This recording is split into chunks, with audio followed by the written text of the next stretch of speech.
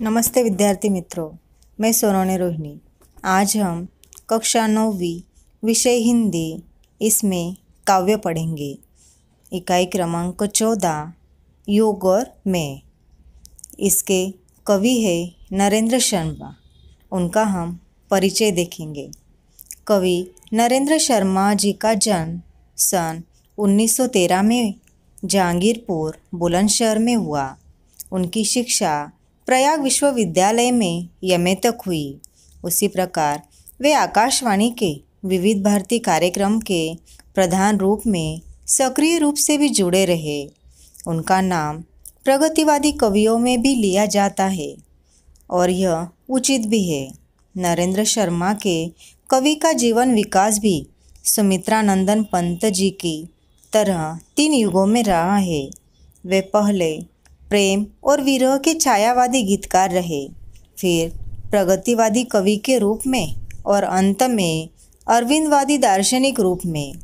उनके कविता संकलनों में प्रमुख है उनकी प्रभात फेरी, प्रवास के गीत, अग्निशस्य, रक्तचंदन, लाल निशान, पलाशवन आदि।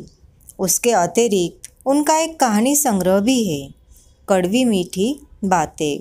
इस काव्य में नरेंद्र जी ने देश में जो विनाशक वातावरण पैदा हुआ है, बस्तियां उजड़ने लगी, मानवता जख्मी हुई, इसकी कवि को असह्य पीड़ा है।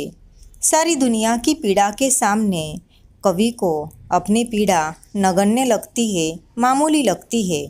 मनुष्यों को धरती पर स्वर्ग निर्मित करने के लिए परमात्मा ने हाथ दिए हैं, पर अपने में देवत्व पैदा करने का काम अधूरा छोड़कर मनुष्य आत्मघाती बनकर एक दूसरे का पराभव कर जगत के वैभव को तहस नहस कर रहा है, नष्ट कर रहा है।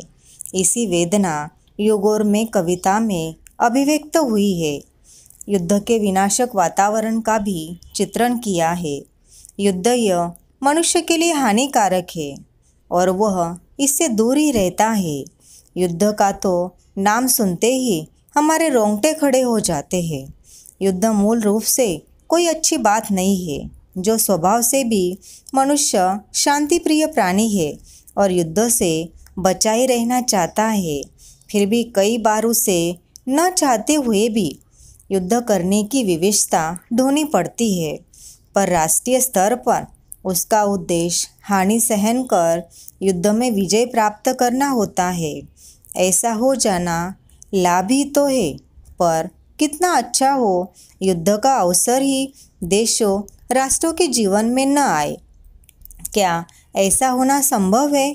संभव तभी हो सकता है जब व्यक्ति उदार बनकर बातचीत के द्वारा अपनी समस्याएं हल करने का संकल्प कर ले, परंतु ऐसा कहाँ हो पाता है। कवि भी यही कहना चाहते हैं कि युद्ध के बाद का विनाश ही विनाश है। तो यह दुख कवि ने अपनी युग और मैं कविता में हमारे सामने रखा है।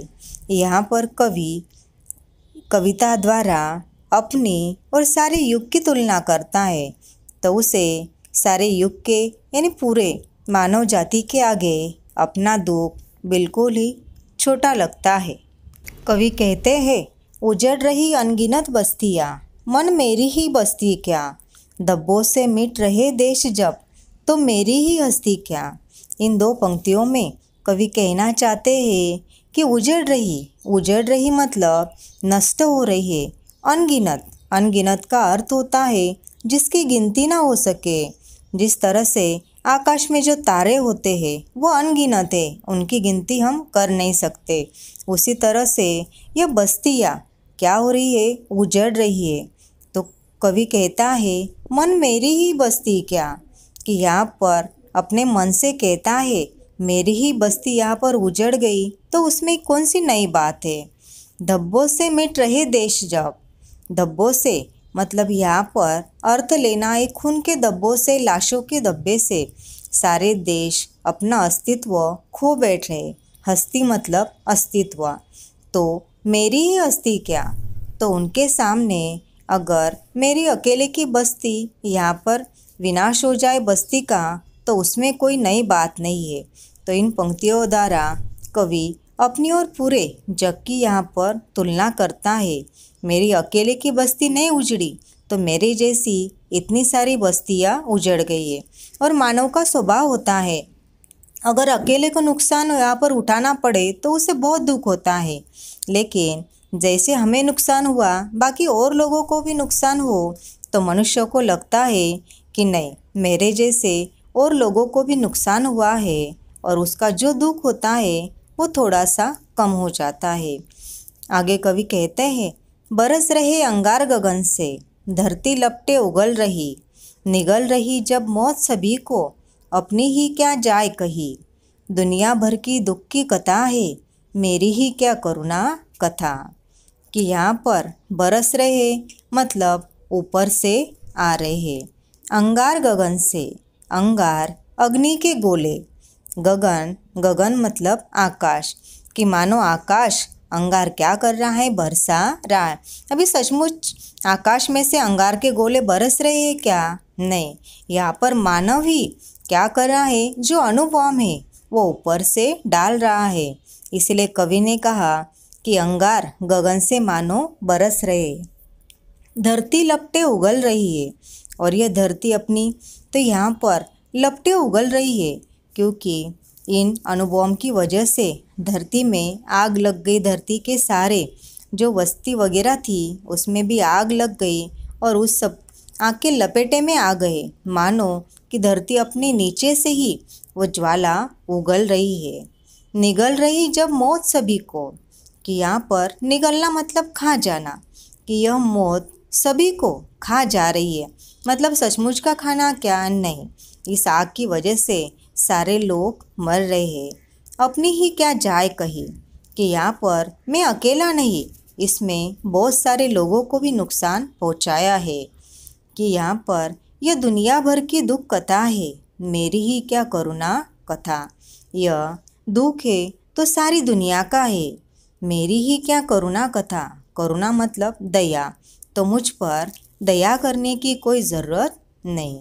इस तरह से जिस प्रकार अमेरिका ने भी हिरोशिमा और नागासाकी पर बम डाला था, तब कितना भयंकर विध्वंसक हुआ था इसका अनुमान लगाया जा सकता है।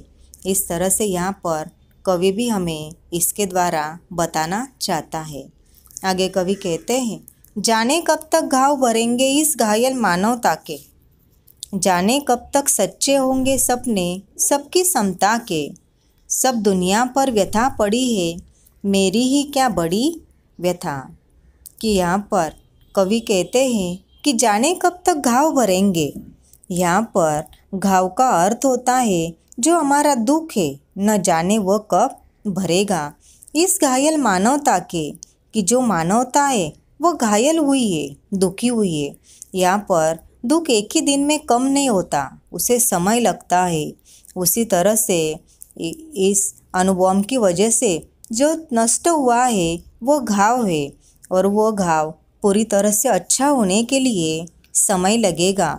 और ये मानवता भी घायल हुई है तो उसे भी समय लगेगा। जाने कब तक सच्चे होंगे सपने सबकी समता के। यहाँ पर जब हमें आज़ादी मिली थी, गांधी जी और तिलक जी ने सपना ऐसा देखा होगा क्या आगे जाकर लोग या आपस में लड़ेंगे? नहीं, उनका सपना था कि सब कैसे हो, समता हो, समान हो। यहाँ पर मानवता सबसे परम धर्म है, लेकिन इस समय वह भी घायल है। सब दुनिया पर व्यथा पड़ी है, मेरी ही क्या बड़ी व्यथा। व्यथा मतलब यहाँ पर दुख, चिंता, कि यह व्यथा सारी दुनिया की है, मेरे अकेले की नहीं।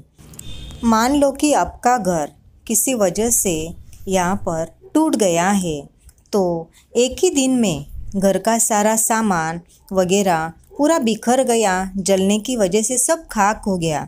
तो यहाँ पर एक ही दिन में आपका घर फिर से बन जाएगा क्या? नहीं, इसे समय लगेगा। उसी तरह से ये अनुभव या लोगों की विवशता की वजह से जो घाव हमारे दिल पर पड़े हुए हैं उसे भरने में समय लगेगा। आगे कवि कहते हैं, खोल रहे सात समुंदर, डूबी जाती है दुनिया, ज्ञान था लेता था जिससे गर्क हो रही वह दुनिया, डूब रही वो सब दुनिया, जब मुझे डूबता गम तो क्या। इस तरह से यहाँ पर खोल रहे 7 समुंदर, ये सातों समुंदर मानो क्या हो रहे हैं, खोल रहे हैं, प्रलय आ रहा है। क्योंकि यहाँ पर एक देश ही नहीं बल्कि सारे विश्व की कवि ने कल्पना की है। इसीलिए कवि ने कहा कि यह 7 समंदर खोल रहे हैं और उसमें जो सारी दुनिया है वो क्या हो रही है, डूब रही है। लेकिन आगे कवि कहते ज्ञान था लेता था जिससे, कि मानो पहले जो लोग थे एक दूसरे से ज्ञान बांट लेते थे, था लेते थे। इस तरह से कि जिस प्रकार हमारे यहाँ के जो कोई बड़े बड़े इंजीनियर वगैरह होते दूसरे देशों में जाकर वहाँ की टेक्नोलॉजी सीखकर अपने देश में इस्तेमाल करते हैं, तो यह ज्ञान का आदान प्रदान करते थे। तो ज्ञान था लेता था कि वह जो दुनिया थी इससे ज्ञान प्राप्त करती थी, लेकिन आज वही दुनिया उसमें गर्क हो रही, मतलब उसमें डूब रही है, नष्ट हो रही है। डूब रही वो सब दुनिया, जब मुझे डूबता गम तो क्या। कवि कहते तो इसमें सारी दुनिया जो नुकसान हो रहा है सारी दुनिया का हो रहा है, मेरे अकेले का नहीं, सारी दुनिया इसमें डूब रही है। तो मुझे, अगर मैं डूब गया तो मुझे कोई गम नहीं है, कोई अफसोस नहीं है। यानी कवि अपनी तुलना पूरी दुनिया से करता है। आगे कवि कहते हैं हाथ बने किस लिए, करेंगे भू पर मनोज स्वर्ग निर्माण। बुद्धि हुई किस लिए, कि डाले मानव जग जड़ता में प्राण। आज हुआ सबका उल्टा रूप, मेरा उल्टा पासा क्या। यहाँ पर कवि कहना चाहते कि हाथ बने किस लिए, भगवान ने हमें जो हाथ दिए हैं वो किस लिए दिए हैं, कि यहाँ पर उन हाथों का उद्देश्य है कि करेंगे भू पर मनोज स्वर्ग निर्माण।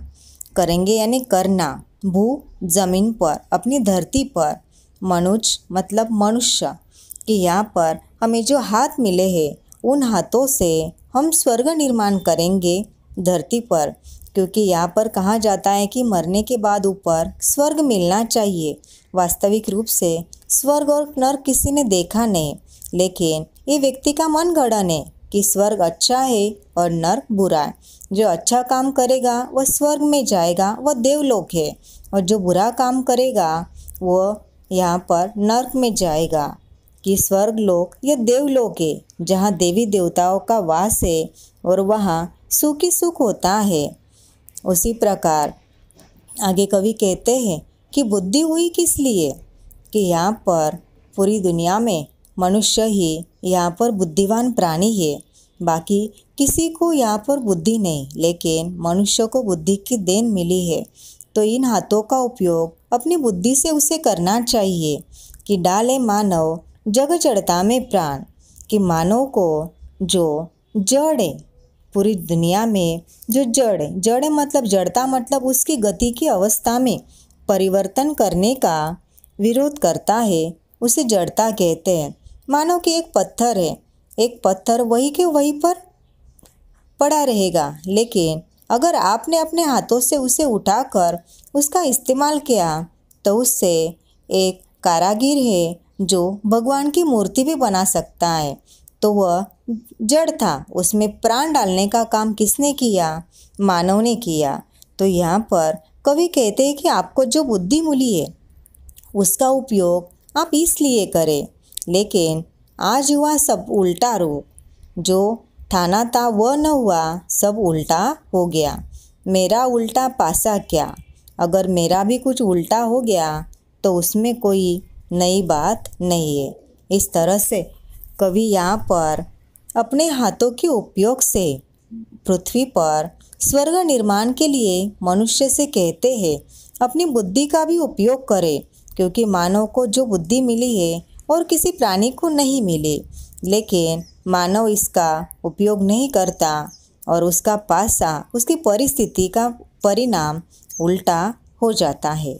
आगे कवि कहते हैं मानव को ईश्वर बनना था, निखिल सृष्टि वश में लाने, काम अधूरा छोड़कर कर रहा आत्मघात मानव ज्ञानी। सब झूठे हो गए निशाने, तुम मुझसे छूटे तो क्या। तो यहाँ पर मानव को ईश्वर बनना था। ईश्वर बनना था यानी खुद को ईश्वर की तरफ, बाकी लोग मुझे भगवान माने, इसे उसे बनना था। आपको हिरण्यकश्यप और भक्त प्रहलाद की कहानी पता ही होगी। जो हिरण्यकश्यप था वो प्रहलाद के पिताजी थे, जो खुद को ईश्वर मानते थे, सारी सृष्टि को वश में लाना चाहते थे। यानी यहाँ पर कवि भी कहना चाहता है कि मानव ईश्वर बनना चाहता है, भगवान बनना चाहता है, और जो सारी सृष्टि है उसको अपने बस में लाना चाहता है, लेकिन ऐसा नहीं हो सकता। अधूरा काम छोड़कर कर रहा आत्मघात मानव ज्ञान। सृष्टि पर जन्म लेने के बाद मनुष्य को जो काम दिया है वो उसे छोड़ रहा है। कौन सा काम? कि भू पर स्वर्ग निर्माण करने का काम। यानी अच्छी परिस्थिति हो तो वहाँ सुख ही सुख होता है। वह सुख ढूंढने का काम मनुष्य दिया गया है, सुखी जीवन जीने के लिए कहा गया, लेकिन मनुष्य ने उस काम को अधूरा छोड़ दिया। अधूरा छोड़ दिया मतलब बीच रास्ते में ही छोड़ दिया, और वह कर रहा आत्मघाती हमले। आत्मघात का अर्थ ही आत्मघाती हमले होता है। यहाँ पर आत्मघात का अर्थ होता है कि इसमें आप किसी को नुकसान पहुँचाना चाहते हैं, लेकिन उसमें खुद आपको भी मरना पड़ता है। उसे कहते हैं आत्मघाती। मानो कि एक उदाहरण के तौर पर जिस प्रकार राजीव गांधी की मौत हुई थी, हमारे पूर्व प्रधानमंत्री राजीव गांधी और उनकी माता इंदिरा गांधी जी की मौत भी इसी तरह आत्मघाती हमले के कारण ही हुई, और उसी में जिन्होंने इन्हें मारने का प्रयत्न किया वो भी जी न सके। तो मानो जो काम दिया है उसे छोड़कर इस तरह के काम कर रहा है। सब झूठ हो गए निशाने, तुम मुझसे छूटे तो क्या। इस तरह हम एक दूसरे पर जो आरोप लगा रहे वो झूठ हो गए, गलत साबित हुए।